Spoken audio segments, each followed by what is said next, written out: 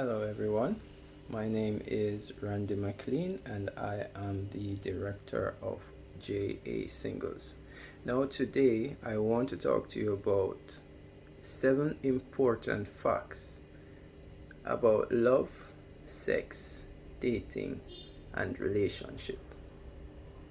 Now, love is not a feeling. So the first point is love is not a feeling that changes with circumstances. Love is a principle. 1 Corinthians 13 verse 4 says, it is patient, kind, does not envy, does not boast.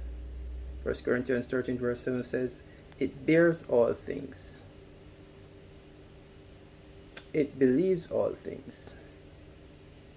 The second point I want to make is that there is no experimentation that is needed with actual sex before marriage.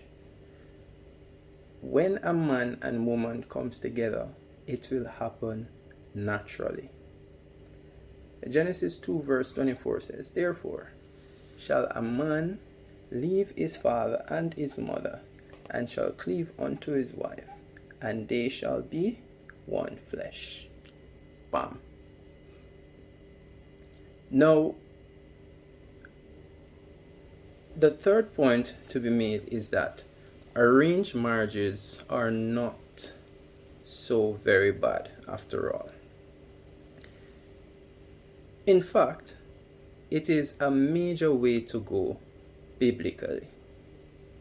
The benefit of arranged marriages, as in the case of Abraham's servant, whom he caused to swear by the Lord God of heaven and the God of earth that he would not take a wife unto his son of the daughters of the Canaanites, among whom he dwelt.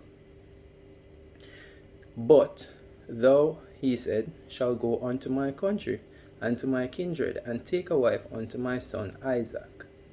Genesis 24, verse 3 and 4. Arranged marriages therefore allow for objective vetting and the broader picture, and for the broader picture to be thought about.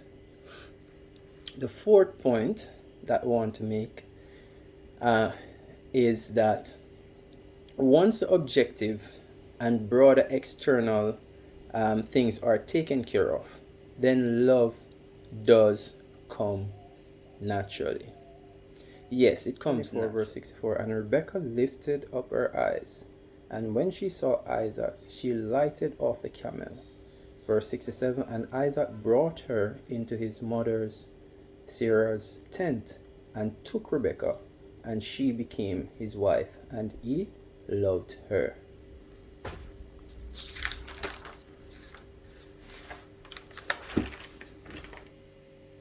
Okay, so the fifth point that we want to make is what the external looks like.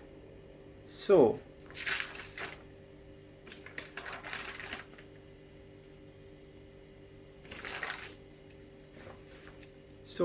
the external, other than certain physical needs and provision, is made up of religion, family, culture, and character, the character of the person.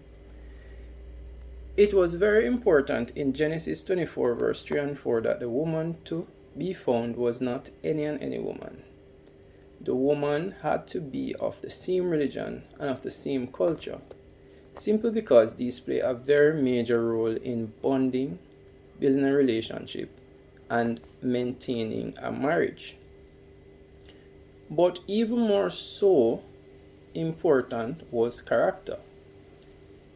In Abraham's servant's prayer to God, it was important that the woman for Isaac would be very kind and helpful. Genesis 24 verse 14. Also Proverbs 31 verse 10 to 29. The woman to be sought is virtuous. Point number 6. Paying a dowry on the man's part. This isn't such a bad thing. In fact, The stopping of this has given rise to many obstinate, lazy ills on the part of some men. The young man paying dowry or working a few years for the father of the young woman he wishes to marry really achieve several ends. So on the father's part, the young man proved that he was able to provide for the father's daughter, and that father wasn't just giving his daughter over to someone who couldn't care for her needs. For the young woman, it was a sign of seriousness and love and commitment. And for the young man, it gave him time and opportunity to truly reflect on whether or not the person was worth it, and that he would go this extent for them.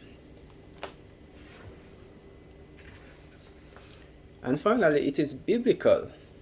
Genesis 29 verse 20, and Jacob served 7 years for Rachel, and they seemed unto him but a few days, for the love he had to her.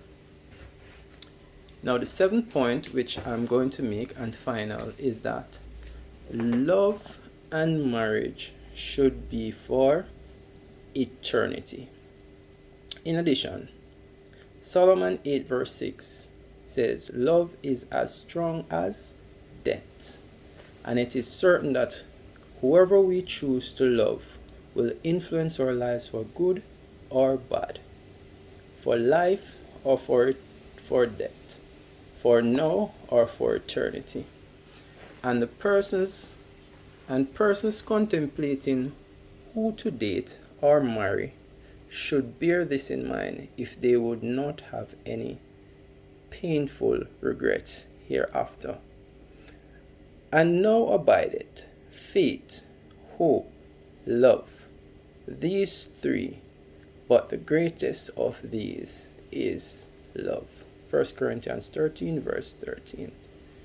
Bye for now, until next time, walk in love.